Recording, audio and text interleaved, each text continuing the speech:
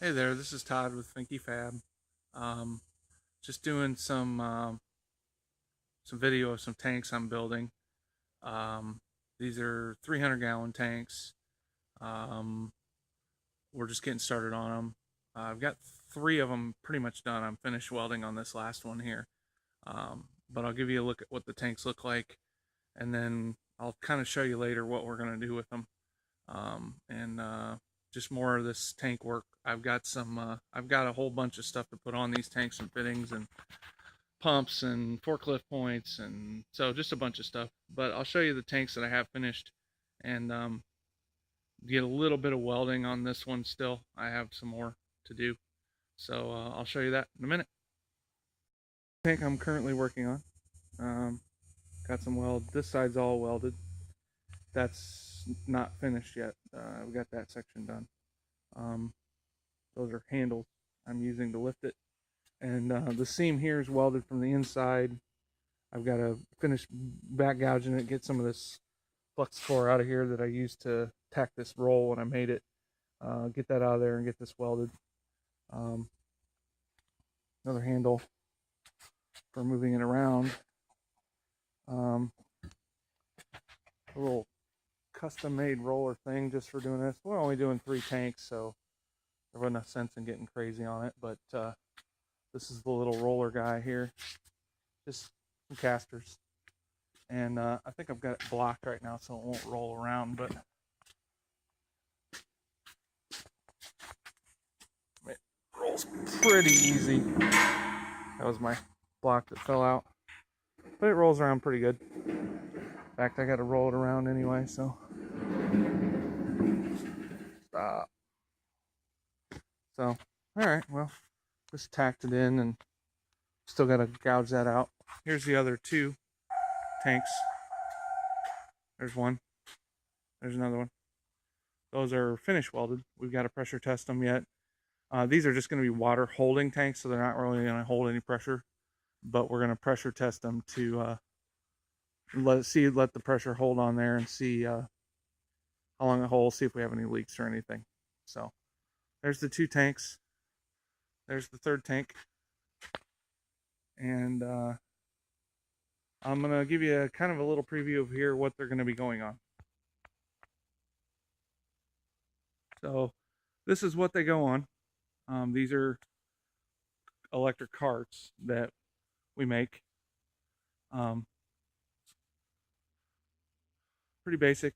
I haven't really done ever any video of the carts, so I guess this is probably the first time that we're seeing the carts. These are a little bit different than our normal carts. They have 4-wheel disc hydraulic brakes. Normally we just run rear drum brakes on that little Dana axle you can see over there. There's a little Dana 44 housing and an axle. That's normally what we run.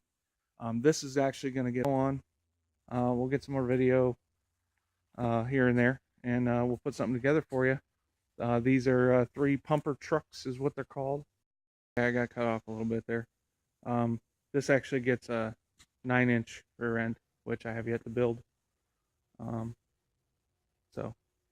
that's pretty much it for the cart.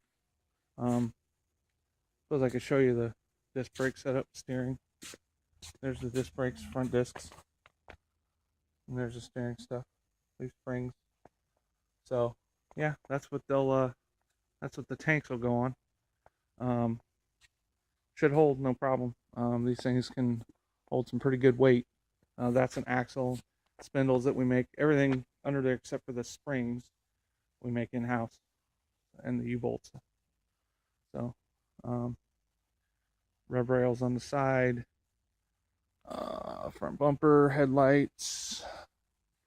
To see what else. This one's not finished, so we've got some steering stuff there, battery box, rear bumper and tail lights, and then this one, you can see there's a steering, brake pedal, dash,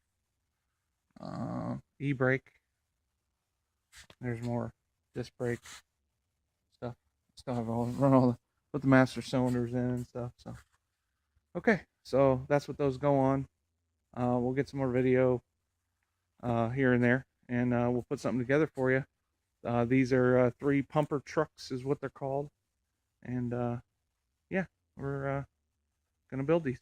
All right, thanks for watching. Bye.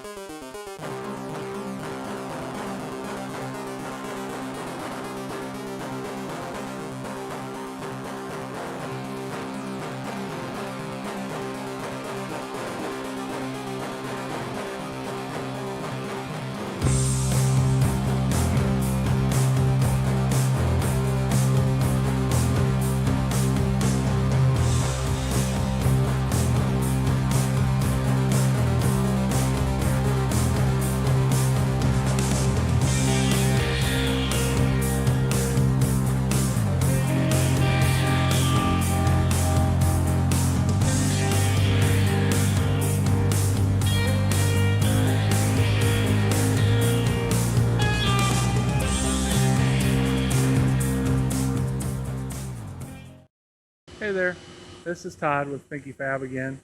I just doing some more work on the tanks. Doing any filming for me is really difficult because while I'm working, because I'm shooting everything on a cell phone, which you can probably tell from the quality, and but it is the way it is. So I've had a lot of trouble doing that. I've been all over with these things. I got both forklifts running. It's difficult to do it, to not hurt anything and not get hurt and film and everything else. So anyway, I'm going to show you the progress on these tanks. We've moved forward. We're getting the vacuum setups run on all the external accessories on them and everything like that.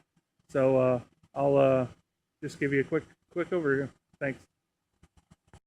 Okay, so here is one of the tanks. I've got the feet on it. Those are 30-inch centers for forklift lift points. I've got a temporary ring on top. I don't like the setup and doing some changes after the fact. We're going to end up putting the ring closer to here and like right here, because we're going to have like 100 and some pounds on the front. There's a pressure test point. All the tanks did pressure test to 150 psi with no issues. Had a few leaks. Got that straightened out. So we will pressure test them again just to make sure they're good to go. We probably won't run them as high this time. Maybe, I don't know, 80 or 90. I don't know. We might run them up to 150. I don't know yet. It just takes a long time. I mean, our air compressor is pretty good size, but it still takes a long time. There's 300 gallons here, so you can imagine. Got the primary on top and set up. Started doing some of the pipe work. I got an extra brace to put on there. Electric motor here. The vacuum pressure pump goes in here. A secondary tank for vacuum. There's a filter that goes on here, and then an oil catch tank that goes on here as well, because the vacuum pump has an oil feed, gravity oil feed. So there's some bracing on the bottom there. They're pretty stout. This one actually fell when I was spinning it over because it, I don't know, just messed up.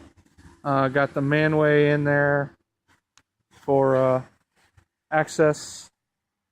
The lids are over there. Got some work on the lids. Sight glass to see how full this thing is, just a visual rep. It also has a pull, some pressure relief valves on this thing too, for pressure and vacuum, both. It'll run at negative 30 pounds most of the time, or plus 30 pounds. That's max values. I doubt it'll ever actually hit that, but that's our max nominal. That's the gauge we're going to put on it, 30 plus, 30 minus. So that's pretty much it. The tanks, just getting them all three in the same position. The other two are mostly like this.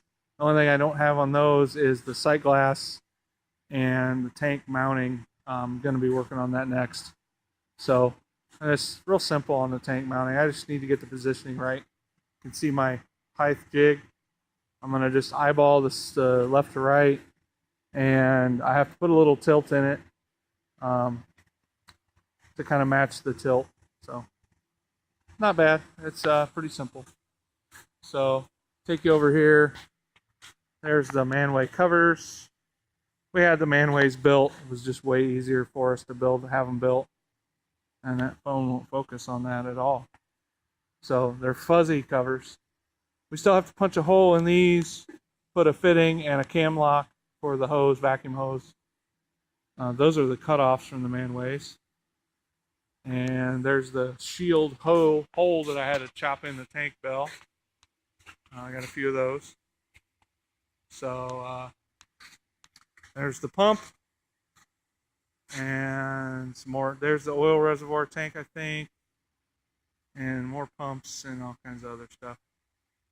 So all kinds of parts and pieces. So we're getting there. Here's the sight glass pieces. I'll be honest with you, sight glass stuff is some of the nicest sight glass stuff I've ever seen.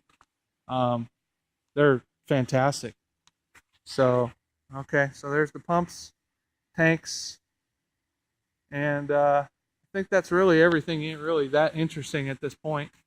Hopefully I can get some video of these things when we run them through a full test. Be pretty cool. So, and I might show some pictures when we get them further. These will all get completely sealed on the inside and powder coated. Everything gets powder coated except for the lockdown handles, and obviously those brass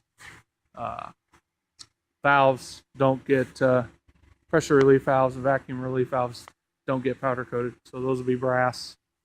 But everything else gets powder coated. So, all right, I think. Yeah, you know what? I'll show you this. This is a 8-horse. I think it's 8, if I remember right. Separately excited motor. This is going to be our drive for the pump, and that is going to have a controller governed at 1500 RPM. We set the controller to do that with a Hall effect sensor on the back of the motor, and that way it can maintain 1500 RPM no matter the load. So she'll hold up. We only need one solenoid and just a 0 to 100% potentiometer for the control. I don't really know where the control box is going to go yet. Kind of haven't figured that out. Here's the oil tank. This is the oil reservoir for the pump, and we will also put a sensor down here on there because when that gets low in oil, we need the sensor to tell the motor to shut down. That way we don't burn the pump up. That pump's got to have constant oil. So that's my video for now. Just been plugging away at these. Nothing's changed with the carts that these go on at this point because they're pretty much done. I am waiting on some parts for those. We also are working on the rear ends for those. Here's one of them. Getting it cleaned up. Getting ready to go. Carrier. There's a couple more. I don't remember what this one is. I think this is just a mock-up for the angles on the brake connectors and the spring purchase. There's the rest of the parts for their ends. The gears are on their way, and the master kits are on their way. So just working on that. So that's it for now. All right. Well, this is Todd with Finky Fab. We'll see you on the next one. Thanks for watching. Bye.